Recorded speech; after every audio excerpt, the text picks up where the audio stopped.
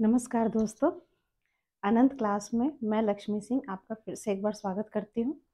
जैसा कि मैंने आपको बताया था कि हम नेक्स्ट वीडियो में आपको मिलेंगे डिफिनीशन ऑफ एजुकेशनल साइकोलॉजी के साथ। तो आज मैं उपस्थित हूँ। शुरू करते हैं आज की क्लास।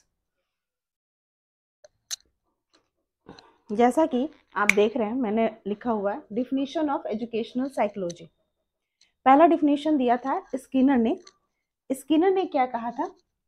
शिक्षा मनोविज्ञान के अंतर्गत शिक्षा से संबंधित संपूर्ण व्यवहार और व्यक्तित्व आ जाता है।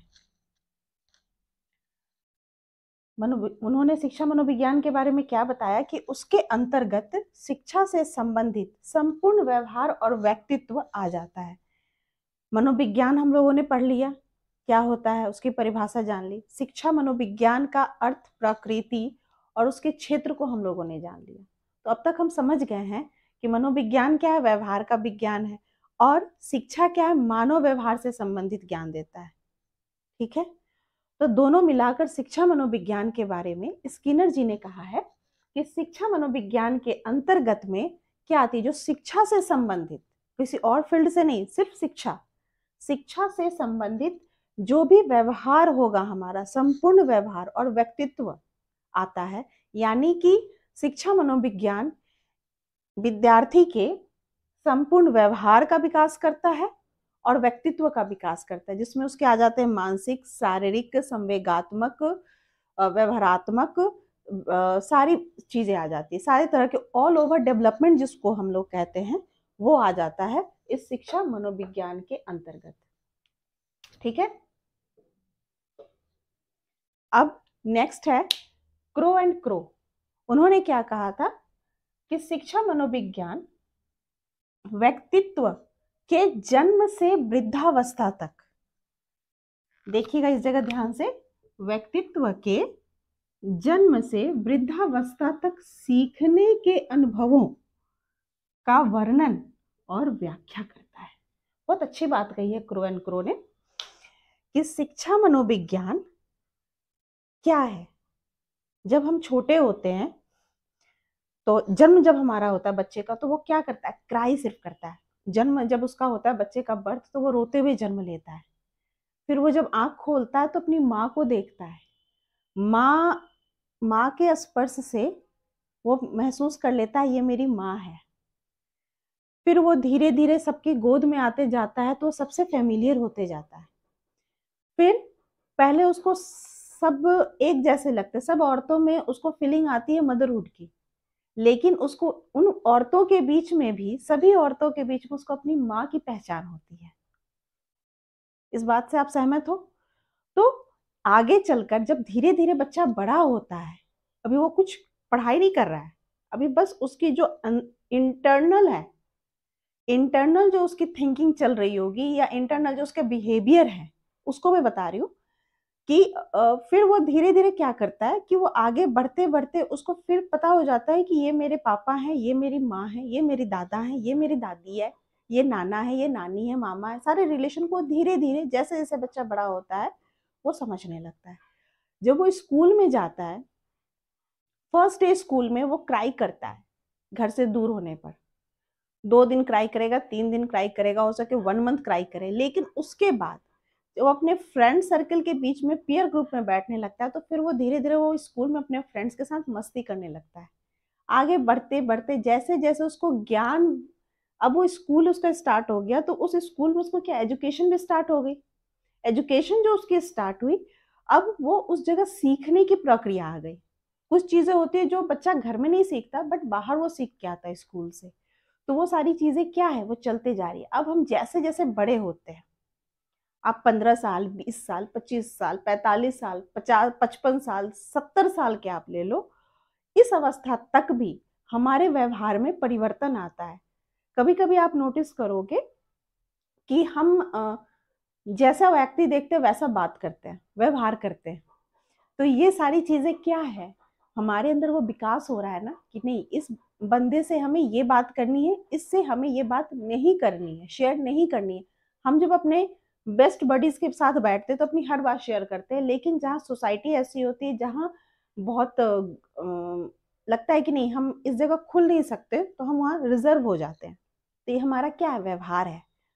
तो ये कौन सिखा रहा है, मनोविज्ञान ही तो सिखा रहा है। तो ये शिक्षा मनोविज्ञान के तहत आता है। उसी बात को क्रो एंड क्रो ने कहा। आप इसकी एक्सप्लेनेशन आप अच्छे से कर सकते हो। जो बात मैंने कही है उसको आप कहीं राइट डाउन कर लेना और इन सारे परिभाषाओं की स्क्रीनशॉट ले लेना। शिक्षा मनोविज्ञान व्यक्तित्व के जन्म से वृद्धावस्था तक सीखने के अनुभव, जो वो सीखकर अनुभव करता है या जो अनुभव से वो सीखता है, का वर्णन और व्याख्या करता है। क्लियर है? आगे बढ़ती हूं। नेक्स्ट परिभाषा है पील की। पील ने सिंपल एंड शॉर्ट बात कही और ये सारी बातों का एक सार दे दिया पील ने कि शिक्षा मनोविज्ञान शिक्षा का विज्ञान है। सिंपल सी बात है भाई, मनोविज्ञान विज्ञान की श्रेणी में है, तो शिक्षा मनोविज्ञान क्या है, शिक्षा का विज्ञान है। आप कभी कभी देखना कि आपके ये सारे तो साफ दिख रहे हैं कि इसको हम एक्सप्लेन कर सकते हैं, बट इसकी एक्सप्लेनेशन आपको कहीं दिख नहीं रही है कि कैसे क्या लिखे हैं इसमें।